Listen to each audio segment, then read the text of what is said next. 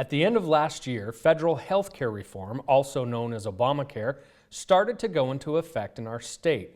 What are your thoughts on the results so far? Well, first of all, I'm very disappointed, but probably my largest disappointment comes with some of the promises that were made to citizens around this country as to what Obamacare was not going to do. It was not going to make your rates go up.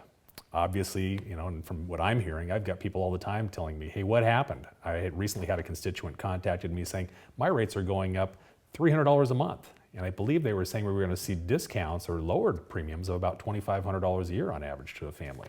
The other issue was we weren't going to lose our doctors. We were still going to have access to specialists and doctors that we've been working with for years on our personal conditions. Again, we're seeing the opposite, where people are contacting us saying, hey, we're losing access to the doctors who know our personal situations. I thought that wasn't going to happen.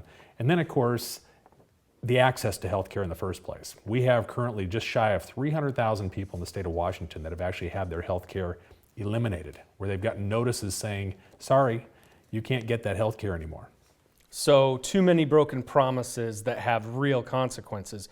And there have also been problems with our exchange website and customer support center. That's true, but I think that while our state system is a little bit better than what's been going on at a federal level, with the exchange system and the website and all that, based on what I'm hearing at the federal level, that's a pretty low bar to set for us to have a real good comparison there. So then what can be done at the state level? Well, first of all, we can allow insurance companies to sell insurance in Washington state. One of the big cost drivers we're dealing with in Washington state is the fact that we have approximately 60 mandates to our health care insurance system, which means that you can't even buy or sell health insurance in Washington state without all of these mandates. What does 60 mandates mean? Idaho, for example, only has 13 or so mandates. California is in the 30s as far as their mandates. Washington state has far more mandates to its health insurance policy than any other state in the country. And these insurance mandates come with a cost. We're hearing about 1.5% to 3% to the cost of health care just dealing with the mandates. So we've got to deal with that. The other thing too is, why are we not allowing people to buy insurance over state lines?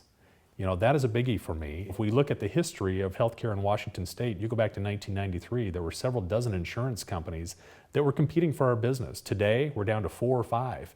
And the only companies that are able to provide healthcare in Washington state, because of all these mandates, are the largest insurance companies we have in the country. Kind of a monopoly, if you ask me.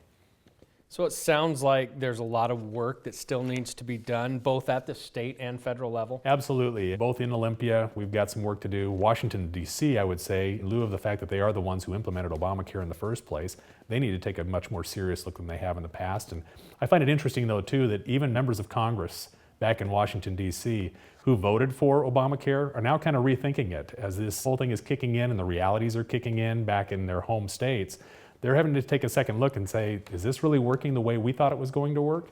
I think hopefully that'll be motivation for them to do the right thing back in Washington, D.C. and help all of us out here at the States.